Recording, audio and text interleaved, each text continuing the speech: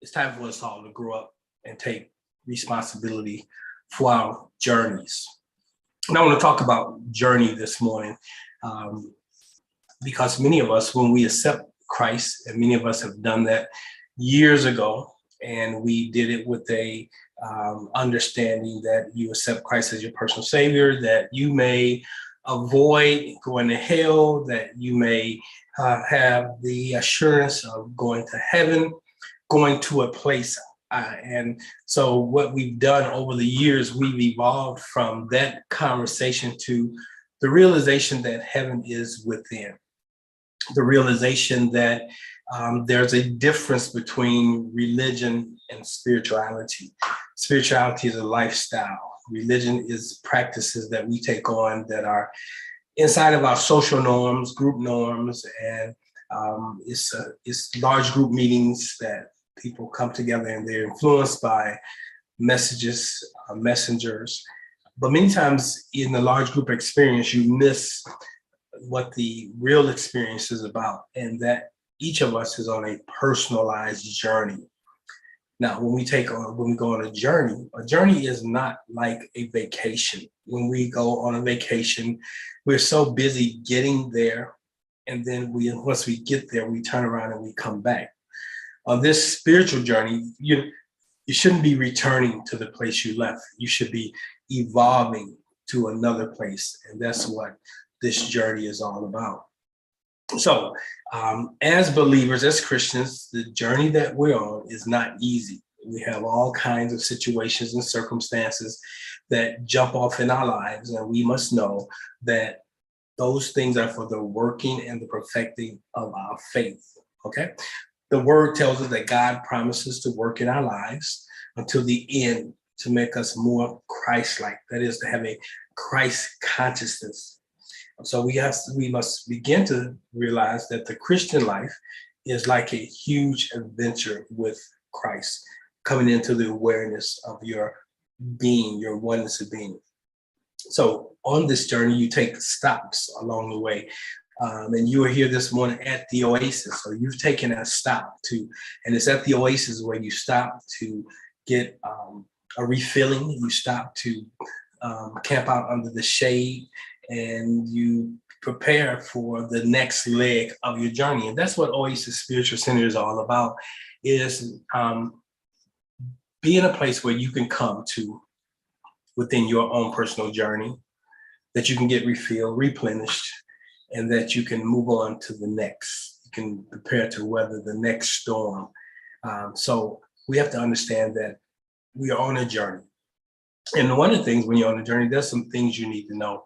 You need to trust in the Lord on the long game. Many people are in it for the short haul. They're in it for what they can get. Many times when you listen to Christians, the conversation is all about what they can manifest, what they can create, what they can experience beyond the contrast that they're inside of. And so we have to be very careful that we're not quickly moving out of what we need to experience because we've created this experience. So this morning, I want to take a look at a couple of scriptures that has to do with this journey and some of the things we must do while we're on the journey. And one of the anchor scriptures this morning is Proverbs chapter 3, verse 5-6. It tells us that when we go on this journey, that we must trust in the Lord with all of our hearts, that we must trust in the laws, the principles that we are exposed to, that we are that we espouse, and that we practice. So we got to trust in these principles, not from our head. When you have a head awareness, is not the same as having an overstanding.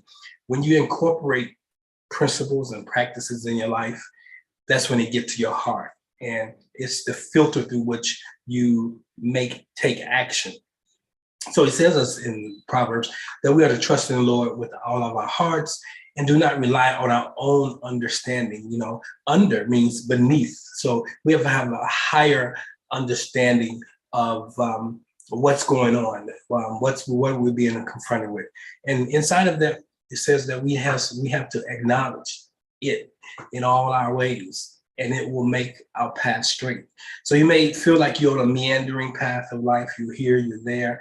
But if you learn to lean in and you learn to trust in source, in God, it'll make your path straight.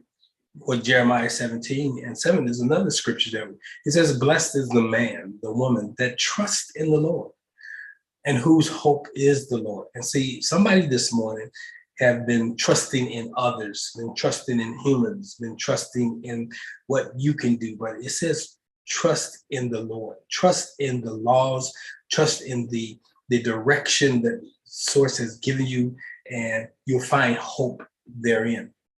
So this morning, one of the things I wanted to have us begin to look at is the journey that we are all called to be on.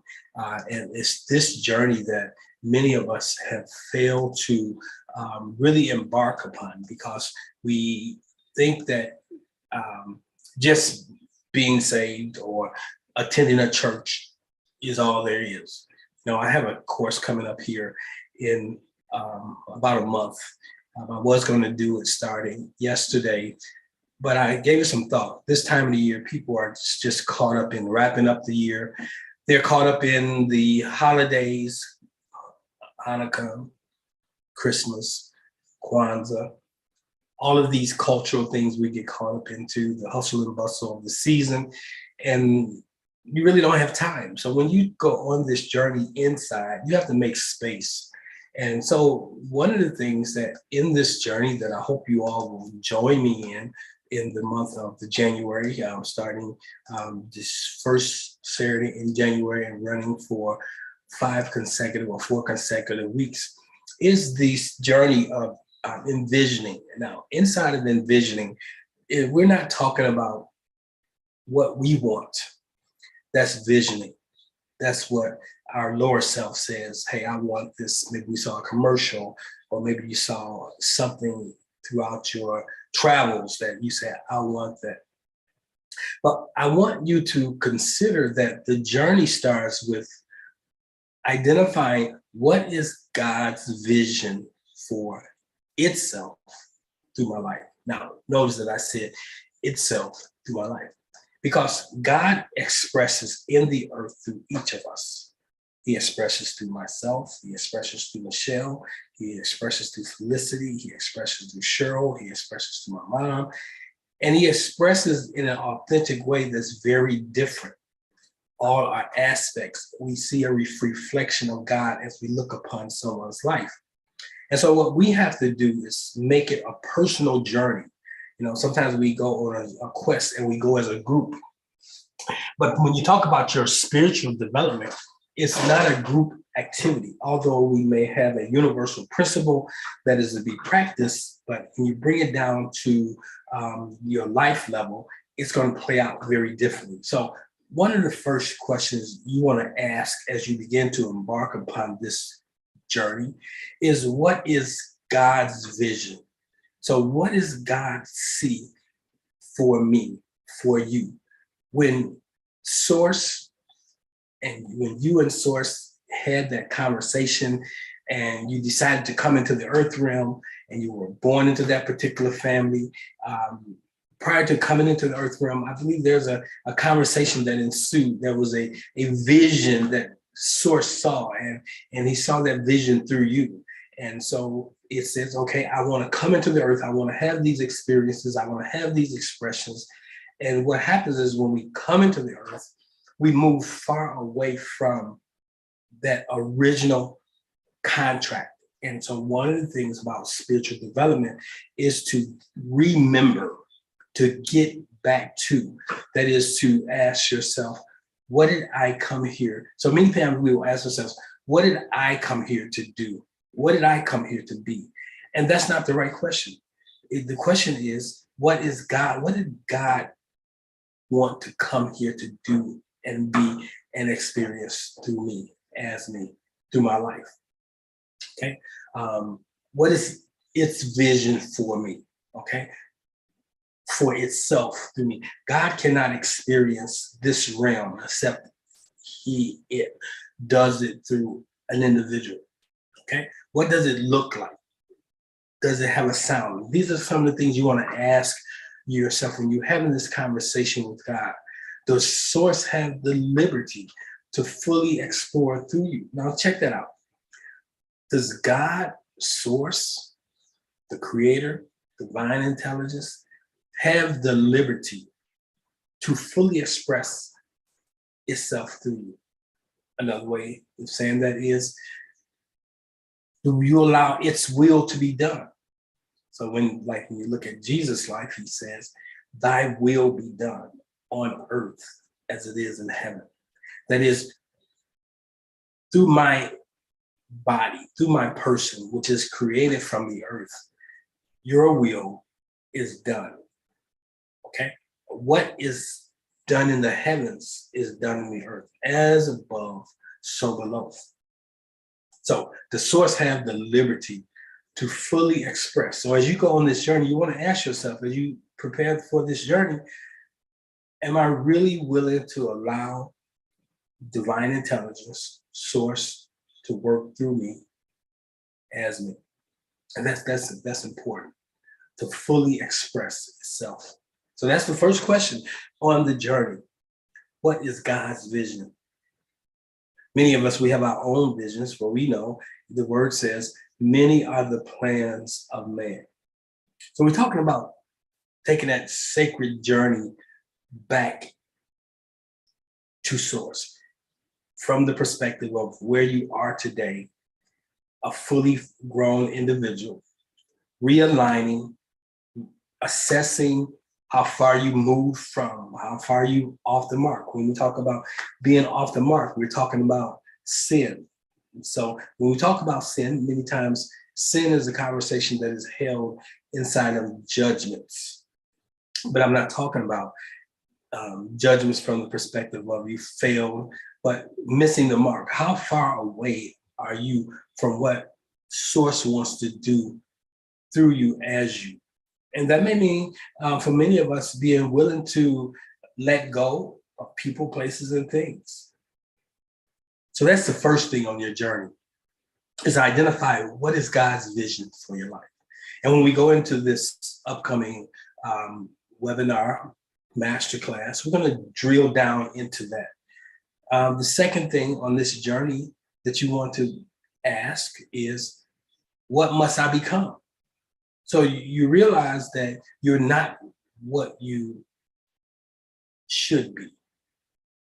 Okay, what must I become so that God's vision that we talked about earlier for your life can be made manifest?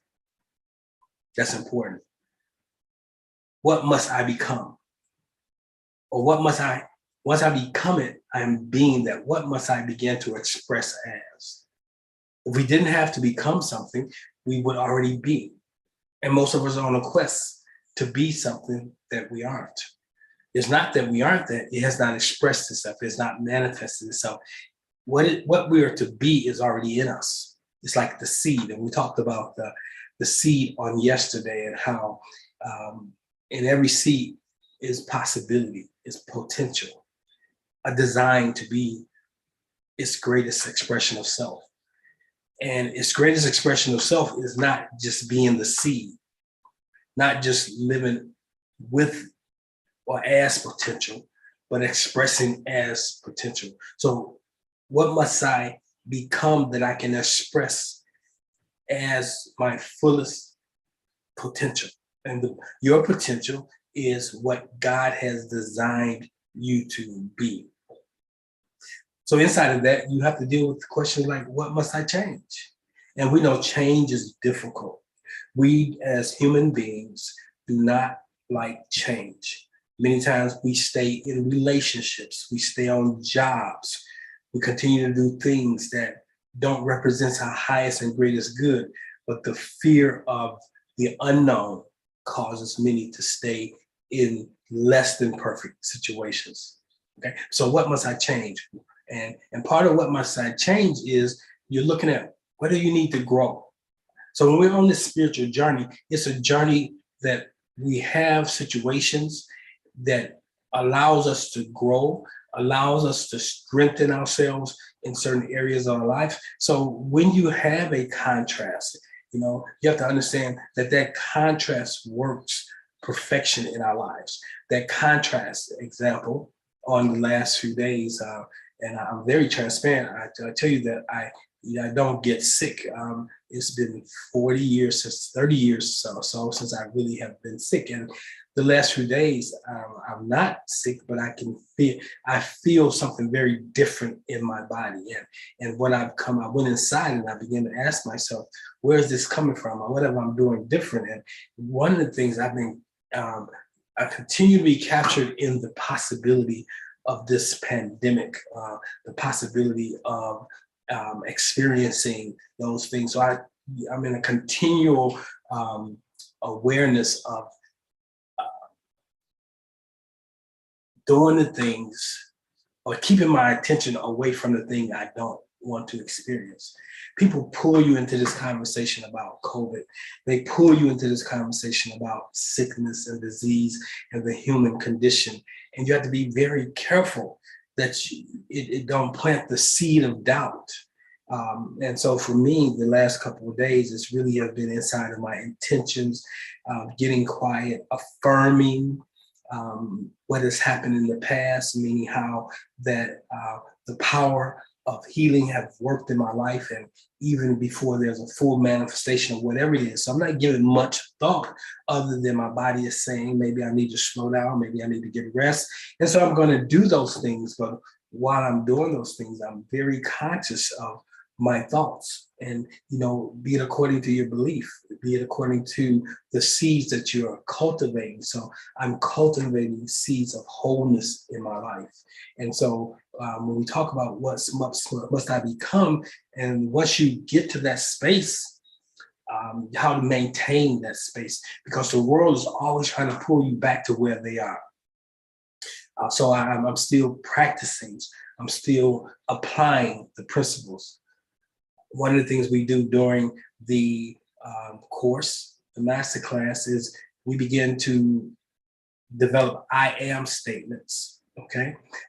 We have an I am exercise that oftentimes we're defining ourselves in a limited way. And so we have to get to the place where we don't define ourselves as I am a male, I am a female. We don't define ourselves as I'm Black, I'm white. We don't define our true selves from anything that is temporal, but we define ourselves as a oneness of being with I am God manifested in the earth. And so when we go on this spiritual journey, it's getting back to that truth. I know sometimes we say that I am God, but we say it in a very what I would like to say you can be aware of something, but you're not practicing it. You're not taking it to heart. You know that it is a principle, so you espouse it, but you have really not integrated that idea that you are God, that you have the ability to create, that you not only have the ability, but you are creating, and many of us are creating the lives we live by default. You got to get comfortable with identifying with source, beyond God, beyond something outside. Get comfortable with identifying that source is expressing as itself through you, as you. That's why Jesus could say, when we read the scripture, it says, I and the Father are one. And you have to get to the place where you can say, I and source are one. There's no duality. There's no separation. It's not over there and you over here, that there's a oneness of being. If you abide in me, and it says, if my word abide in you, you abide in it. You can ask what you will. I mean, basically what it's saying is that when you learn to abide in the idea that you are God and God is expressing through you as you, then you have the ability to do all things. It's, the scripture says, I can do all things through Christ. This God awareness, this consciousness that we have. So when we talk about the envisioning process, we're dealing with what is God's vision, not our vision. We're talking about what must you become. That is, what haven't you expressed as yet that you need to express as. And then we look at in one of the other modules, I think the third week, we're dealing with what must I release? Many of us are holding on to things that have left us, but we're holding on to them in our minds. I told a story on last week about two monks who were given to this life of no indulgences, drinking, smoking, all the things that monks do. And even no encounter with women. They didn't look at women, they didn't touch women, they didn't have nothing to do with women. So these two monks were on a journey. They were walking back to the monastery, and they came upon this young lady who wanted to get to the other side, but there was a river, and she had a lot of fear going on within her, and they observed it. And the one monk just picked her up and proceeded to cross the river. And when they got to the other side, he put the lady down, and they kept going. But for about the next hour, he realized that his fellow monk was kind of perplexed, and he wasn't talking, and he stopped and he says, "Wait a minute, is something wrong?" And then the monk that didn't carry her across said, "Yeah, there's something wrong. We're given to not touching women, not doing that, and you carried that woman across that river. You touched her." And the one monk said, "Well, I may have carried her across the river, but we're 5 miles past the river, and you're still carrying her in your mind." Yes, that's a story that you need to think about. What are you carrying in your mind? What experience has happened that you're still carrying that you need to release? What must you release in order to create a space? See, when you release things that are occupying the space that Source wants to occupy, you make space for Source to show up in a big way. So we need to begin to ask ourselves, what must I let go? We live in a day and age where people are about amassing things. Even myself, I purchased my home back in June, and in my mind's eye, I saw what I wanted to have in my space. And as the things begin to materialize, now I'm asking myself, okay, am I there yet? What things do I need to bring into this space that represents Source in its highest and greatest good? And I'm finding that less is more. Sometimes we just accumulate things. And our lives become all cluttered. Our homes are cluttered. So cluttered that we can't find the things that are essential to us. So what we have to do is unclutter our minds. We have to release the things so as you go on a journey, it's like a hiker or a mountain climber. At the bottom of the mountain, they start out with a heavy pack. They got everything in the pack. But as they move up the mountain, they start unpacking. Some things they leave at certain designated places. So when they descend back down the mountain, that they'll have those things. Why carry all the food to the top of the mountain when you can begin to disperse it along the way, so when you come back, it's there? Or sometimes we have accumulated things that will keep us from making the ascent to the next level because we've been held hostage to material things. And for many people, what I'm finding in the conversations that I'm having, the spiritual journey is cluttered with material stuff. Now, we live in a material world, but in order to really experience the material world in the most perfect way, we got to make sure we don't have material things getting in the way. Okay, so that means and many times when we're just visioning, we are accumulating things. When you are envisioning, you find that you're not accumulating things that are not necessary. You're not accumulating things that doesn't align with your highest and greatest good. So we got to begin to unpack, what must I release? Then one of the next module is we're going to deal with, what must I embrace? So you let go. Before you can embrace something, you got to let go of something. Sometimes people will try to embrace a new relationship and haven't let go of the old relationship. that old relationship gets in the way, that thing that perhaps caused you and that person to break up is still very much part of your experience. And so when you're engaging your new person, as soon as they say that keyword, that buzzword, do that particular thing, you automatically go back to dealing with your new person from the perspective of your old person. So before you can embrace something, you got to let go of something. That's why we make the space. That's why some things have run their course in our lives. You let them go, and then you embrace the new. Now, when we talk about embrace, it's to hold something. So we are holding on to things, and we get to the place where we release those things. So those things are really important as we embark upon this journey, that we begin to ask, what is Source's vision for me? Now, many times you can find out what Source's vision is for you by having your numerological chart done, your astrological chart done, some of these esoteric things that we do. And I know in the church, what we will lean into prophetic, or have someone speak a prophecy over your life. But you got to be careful with that, because many times when someone who is imperfect is speaking that which appears to be perfect, they could be speaking something that is not truly in alignment with what you're supposed to be, do, or have.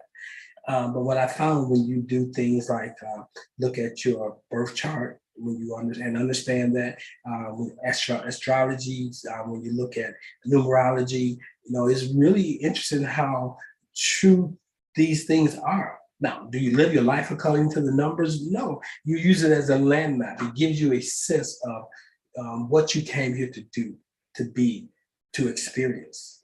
From the day one, when you come into the earth. I know in the African communities, in ancient times, they had the oracles. When a child was born, they would consult the oracle about that child. What did that child come here to do, be, or experience? And then the whole village was about making sure that child has those experiences that they can get to their highest and best self.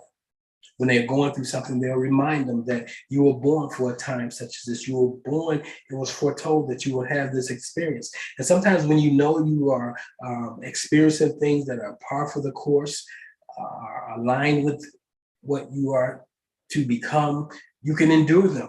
But when you're going through things and it seems like I'm going through another thing, sometimes you have a tendency to give up. So I don't want you guys to do that. I want you to really look at going into 2022 as a journey, okay?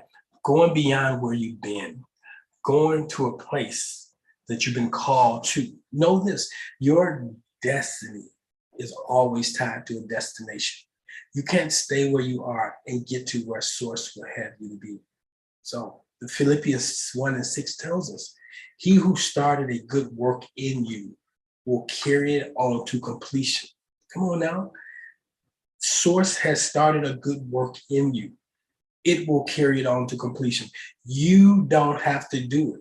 All you have to do is be available, to be a willing participant on the journey that Source can show up as you and work through you. Now, that's important.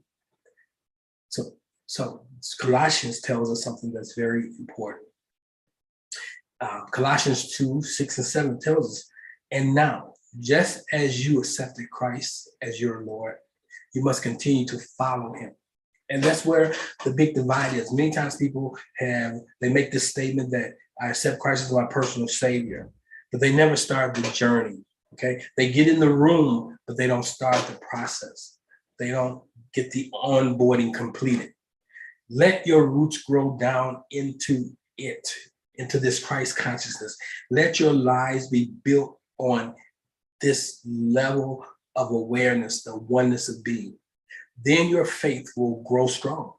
Come on, it'll grow strong. Many of us, our faiths are growing weak because our faith is built on human intellect instead of being steeped inside of the intuitive guidance that comes from the Source within. So then your faith will grow strong in the truth you were taught, and you will overflow with thankfulness. That's Colossians 2:6. I want to end this morning with Just letting you know, you're going to go through trials and you're going to have obstacles. Okay. It's like going to the gym. You don't only your trainer. When you go to the gym without a trainer, you do what you want to do and you don't push yourself. But in Earth School, life is your trainer. James 1:2-4, it says, consider a great joy, my brothers and sisters, whenever you experience various transitions, challenges, contrasts, trials, knowing that the testing of your faith, what you believe, produces endurance. But endurance must do its complete work. You got to stay through the entire process so that you may be mature, that you may grow and complete, lacking nothing. James 1:2-4. I want you to read that. I want you to meditate on that this week. Awesome. So we're right at the bottom side of the hour, and I just wanted to stop in this morning. And Serendipity Sunday means something good and unexpected. And so we're talking about the journey. The journey that we're on is the journey within. Now, I give you an assignment. If you can, find the movie, The Wizard of Oz. I know many of you have seen it. It's been years. I want you to look at the movie and tell me what you come away with. The Wizard of Oz. You can find it by going to YouTube, and you can watch it on YouTube, or you probably, if you have one of these channels, you can go to the channel and type in The Wizard of Oz and look at it, okay? Now, Angela says, great points that you've spoken about staying in a place, a job, instead of moving on, clutter, clean up, get rid of stuff. Thank you for the motivation. Yes. So I don't just want to motivate. I don't want to inspire. I want to encourage you all to take right action. So now that you are aware that that resonated with you, hey, Angela, consider what things do you need to clean up? What things you need to unpack? And that's for everybody on this call this morning. What things that you accumulate in 2021? Maybe you accumulated a level of fear, with this conversation on the pandemic, you've accumulated seeds that foster sickness and disease. So you need to unpack that stuff, okay? Go beyond where you've been. Go to an unfamiliar place. And many of us, we go to the place of familiarity. We're around people we're familiar with. But when you're around people who you're familiar with and are familiar with you, many times the people that are familiar with you will commit the sin of familiarity. They don't see your greatness. Okay, they've been so up close and personal with you. They have seen all of your expressions, all of your successes, all your failures. They see your humanness. They can't see your divineness, and they limit you based on that. Can anything good come from your family of origin? No. I mean, if it's up to them, it's no. Nobody else has done it. What makes you think you can do it? So you got to move from familiar places. You got to move from familiar friends. You got to expand beyond familiar conversations. That's important. Let me see what else I see here. Awesome. Let me look over on the YouTube channel to see if there's any dialogue there. I don't see anything over there. So that's my conversation this morning. So I want to kind of open up the line. Before I open up the line, I just want to make a couple of announcements. Monday through Friday at 6 a.m. Central Standard Time, we have our morning meditation. I do Mondays for right now because of my schedule. That's the only day I'm really available for the prayer line, and I really miss it.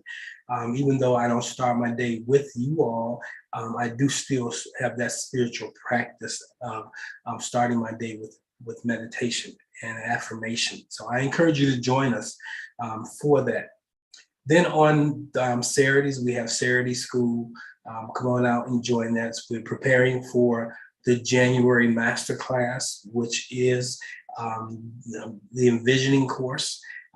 It only costs $22 for the entire 4 weeks.